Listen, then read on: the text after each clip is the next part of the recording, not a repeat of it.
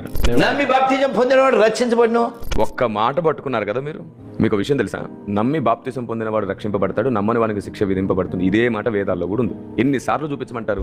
అంధకారమును అధిగమించి ఆ మహాపురుషుని రూపమును తెలుసుకున్నాను, అతన్ని తెలిసిన వాడే మృత్యువును జయించగలడు, నాణ్యపంథ విద్యతే యానయ, అది తప్ప అనుసరించడానికి అన్య మార్గమే లేదు అని ఉంది. ఆయన తెలుసుకోకపోతే రక్షణే లేదు, చీకట్లో చావాల్సిందే.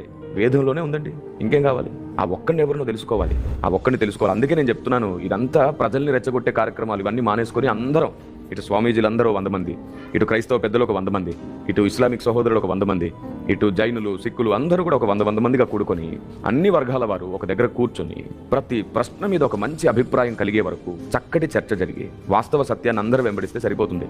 ఎవరి సాంప్రదాయాలు మార్చుకోకండి, ఎవరి ఆచారాలు మార్చుకోకండి. సాంప్రదాయ ఆచారాలలో గొప్పవి, ఉన్నతమైన ఆలోచన విధానములు కలిగినవి ఉన్నాయి, వాటిని వెంబడిద్దాం. మూర్ఖం కలిగినవి, మూఢనమ్మకాలు కలిగినవి అన్నింటినీ పెకలిచ్చేద్దాం, అన్నింటినీ తీసేద్దాం. ఏది మంచిదో దాన్ని వెంబడిద్దాం.